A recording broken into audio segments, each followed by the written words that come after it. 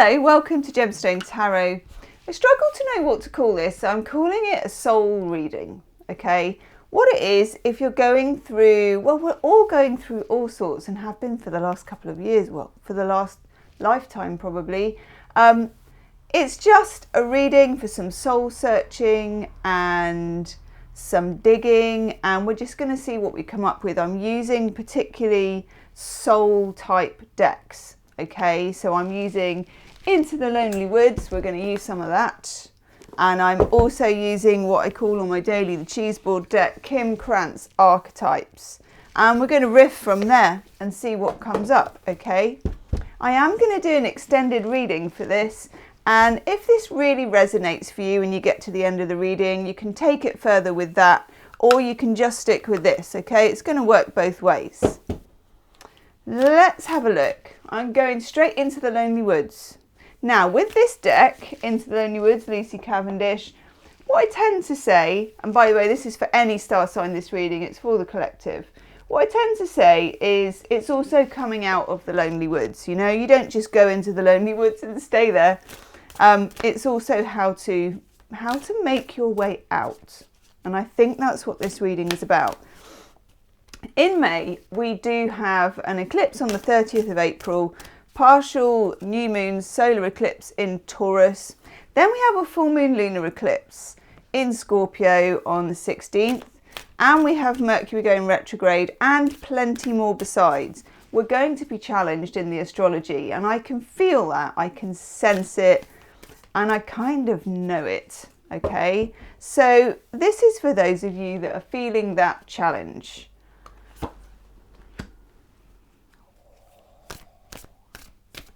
Okay. Recently in the readings that I've been doing, the daily readings and also the monthly star sign readings for May, I found that water, and here's another one, water has come up. Water, the sea in particular, rivers, currents, waves, has come up completely as a motif, okay? And this reading is going to be no exception, I can see. Let's have a look down at the three cards that I've already got.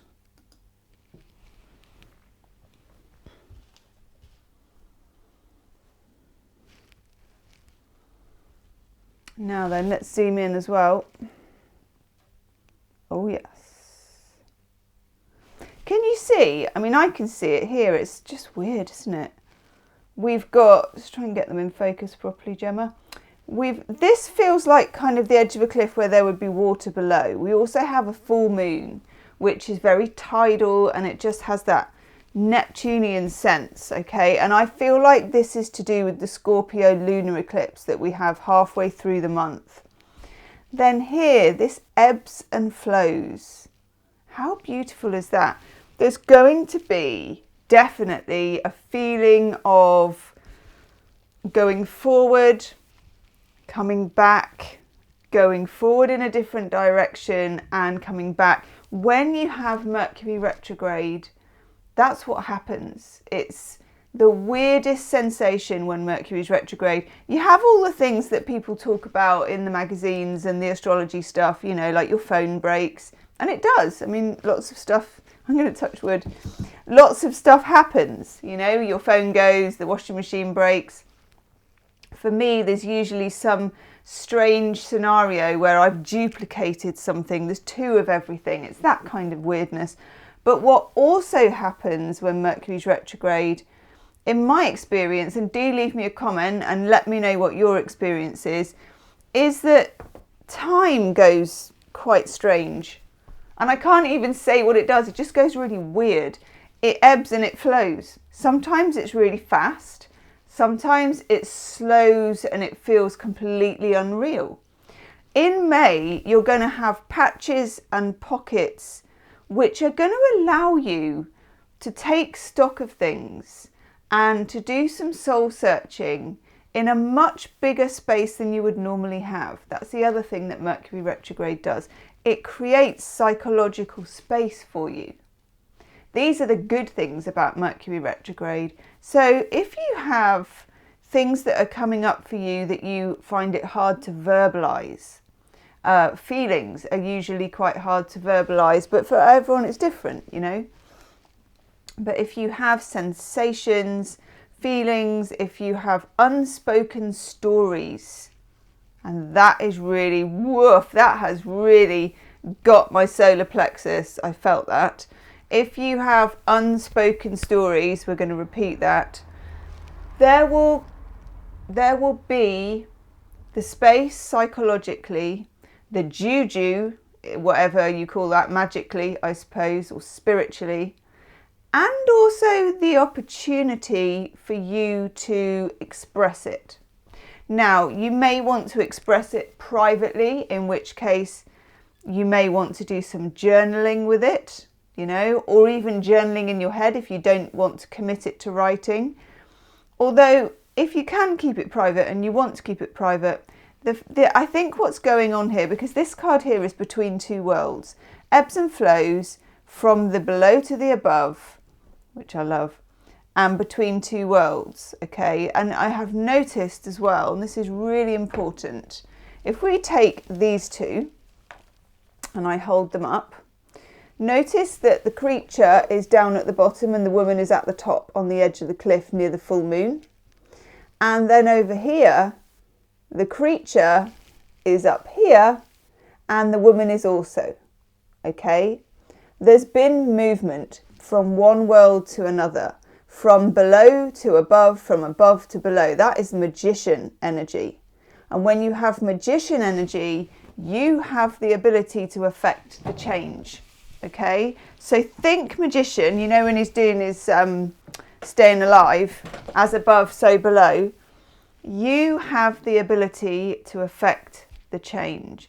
This is really, really important, okay? It feels like the physical act of actually getting it out of you and onto the page would make it real, okay? So, and I know sometimes journaling can be kind of irritating. I don't know if you feel that, or I feel exhausted like even thinking about it for some reason. And it doesn't have to be a lot. And do you know what I'm also getting for you is that for some of you, this can be scribbles, it can be doodles. In fact, it might even be better if it was, because the other thing that happens in Mercury retrograde is that it doesn't have to be normal.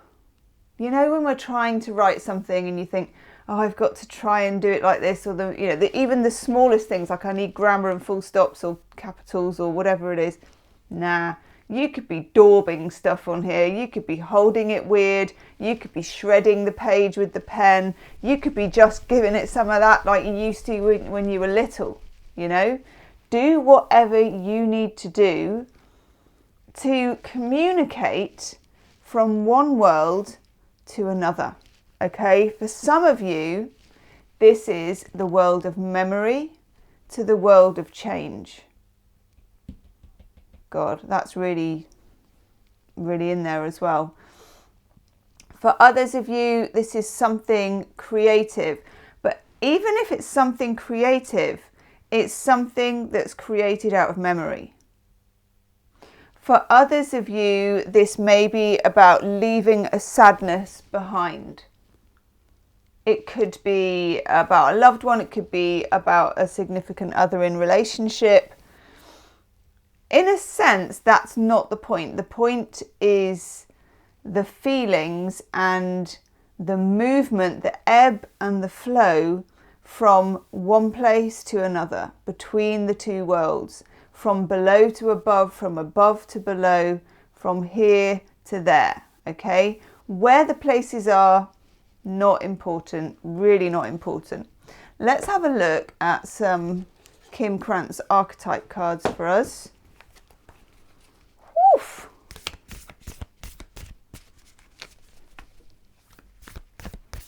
What do we need to know, Kim Krantz archetype cards?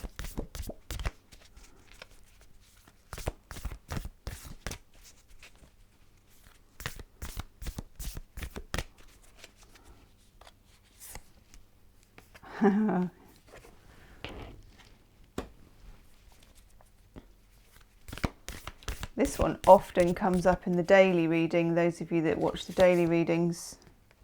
Oh yes.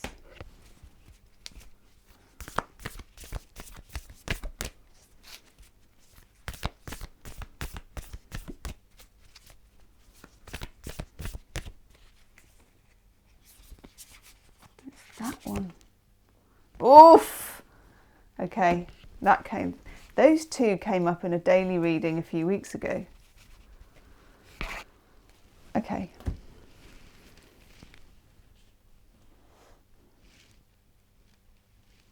Just moving these so that we can see them properly and just meditating on them for a minute actually. And having a look at the cards underneath.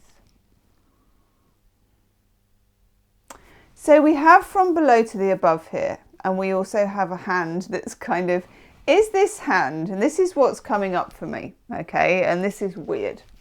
Is this hand somebody sinking into the sand, and this is the last part that we see, or emerging from the sand, okay, coming out of something? Because that would be from below to above.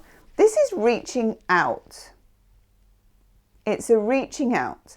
The desert may be as well. When we have the desert, I feel like it's a desert of feelings. What happens in the desert is very little grows. Water becomes, and remember, we're dealing here with ebbs and flows. We're dealing here with water in general. But we've been in the desert, okay? What happens in the desert is very little grows, and water is very, very scarce. You know, clean drinking water, very, very scarce. I feel like, and this could represent what's been going on for the last couple of years, it's really difficult now to know the difference, isn't it? Because it's become like a part of our history, or it's becoming a part of our history. But this feeling of, it's quite isolating being in a desert. It, for me, comes up as a feeling of isolation and a feeling of a final actual reaching out to something or someone.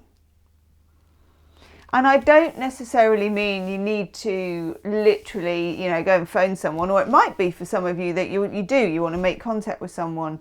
But I feel like the very act of either writing something down, creating something, meditating on something, bringing something from the nothing to the something is this act of reaching out in itself.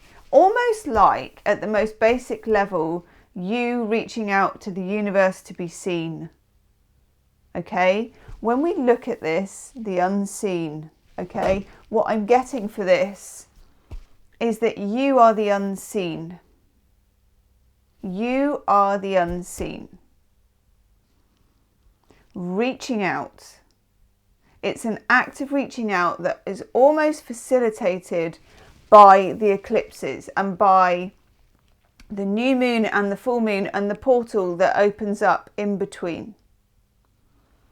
And it's not necessarily comfortable, and it's not, well, it never is comfortable, this kind of thing. It's not uncomfortable either though, to be fair. I don't think this is going to be grossly uncomfortable, but it's not easy and it's not usual. It's not what you usually do. But there is a feeling here that you have felt and that you have been, I'm going to say hitherto unseen, okay?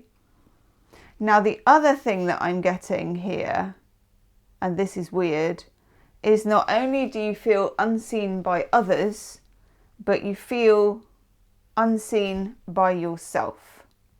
And that to me is about the mirror, okay? I'm talking about, I don't even know what it is. I'm not even going to put a label on it actually. So I'm getting the mirror, and what I'm getting is someone looking in the mirror and it's blank. There's no one looking back at them. It's about identity and becoming authentic, which is a bit of a tea towel thing to say. Being authentic, people, you know, it's like, oh, I want to be authentic, you know, and it's used in advertising and all the rest of it. When it gets down to it, authenticity is often stripping back the layers of who we think we are and who we've been told we are and who we believe we are. What happens finally, I think, when you look in the mirror and you see nothing, is that you get the chance to create yourself. I want to say create yourself again. Yeah, I'm going to say create yourself again. Why will probably become known as we go along the reading. Okay, here between two worlds is the fault line.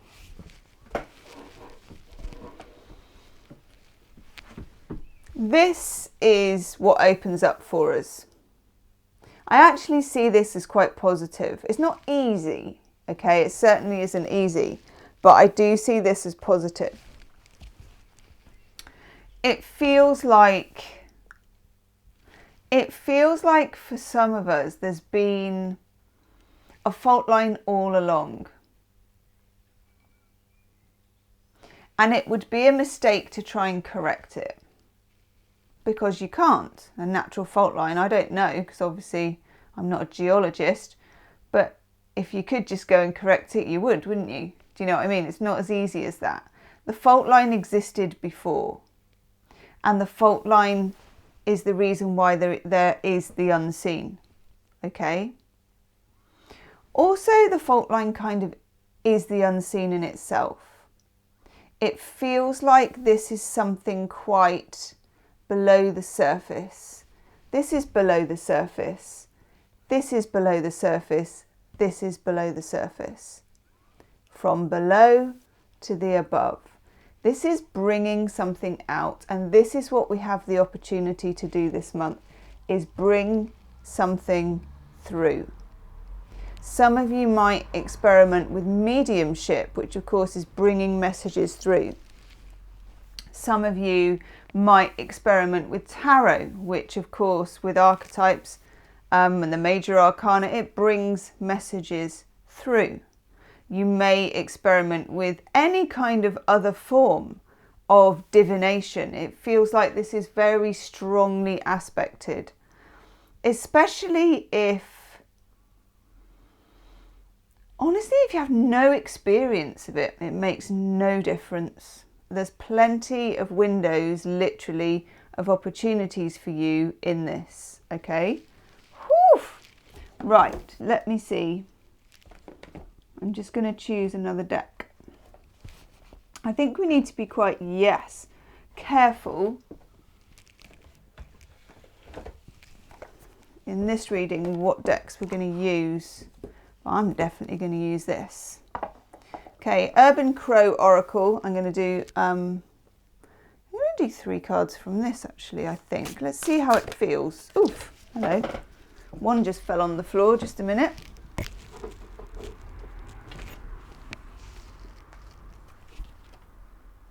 Oh, yes. Whew.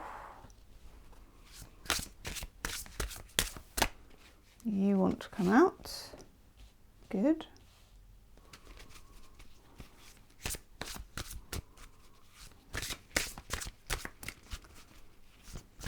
I'll put these up in a sec. I'm just working out how to put them there. I only got a small table. Not sure about you. Okay.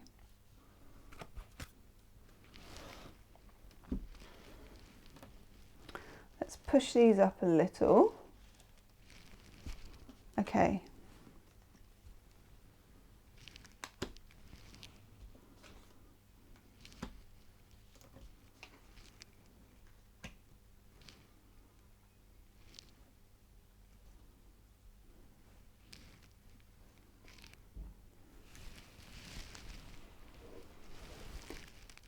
Release.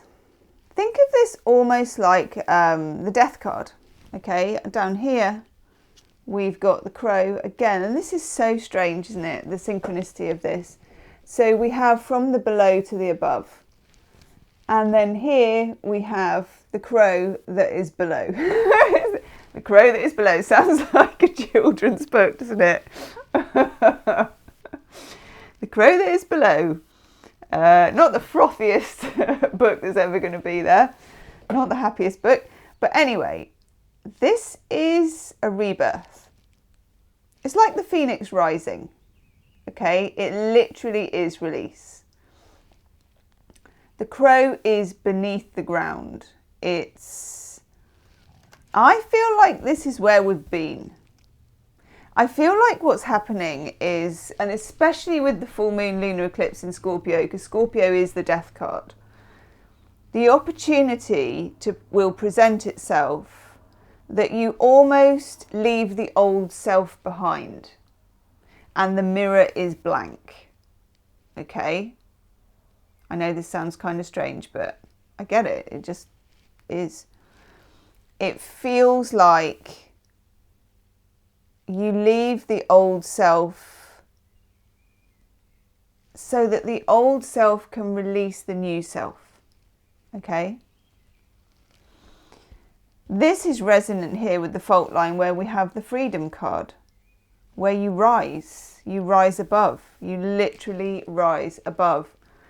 And also it reminds me, we were talking on the daily channel about Jonathan Livingston Seagull and how the gulls try out all these amazing flying techniques just because they can.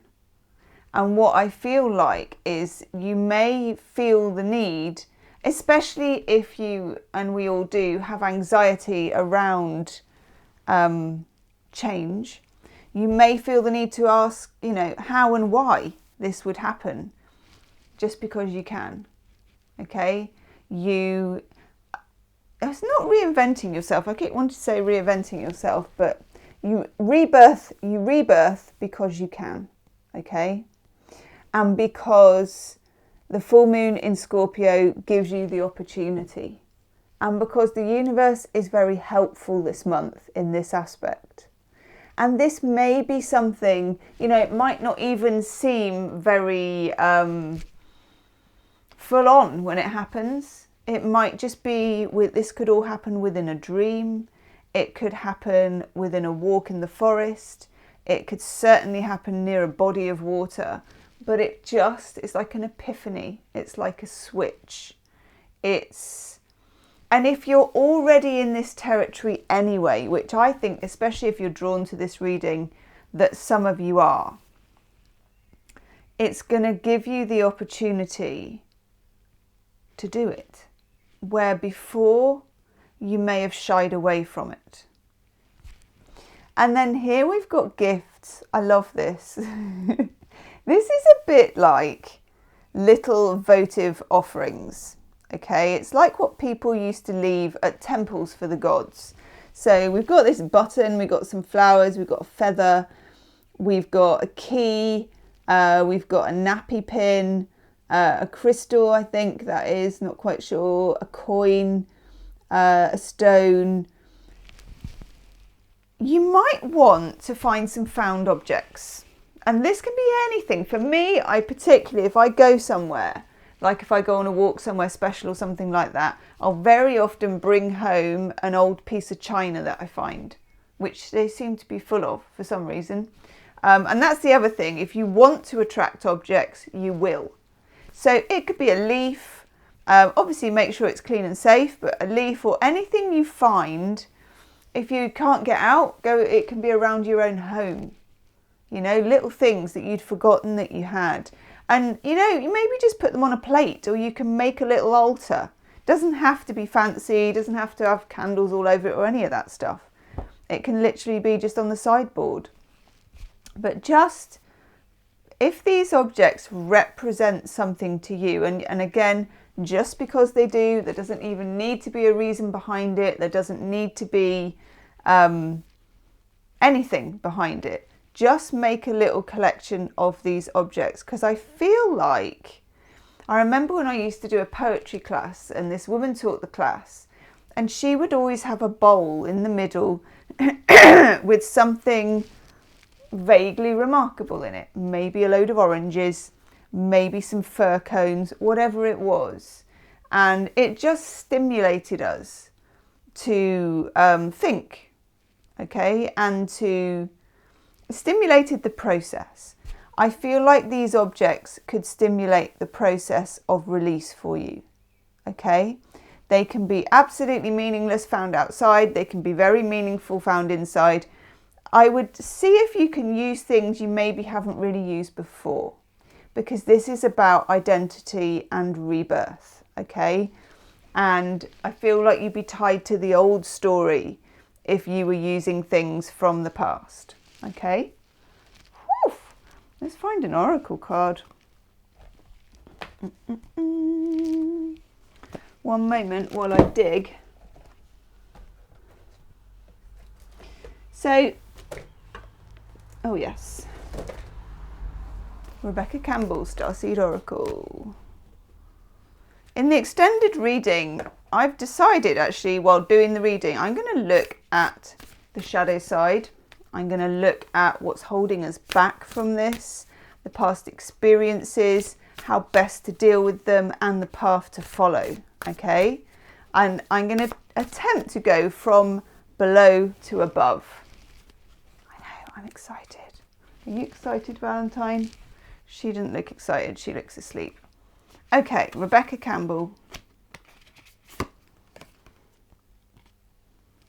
Oh, yes. Look at that. Ooh. It's actually making me feel really dizzy, but in a good way.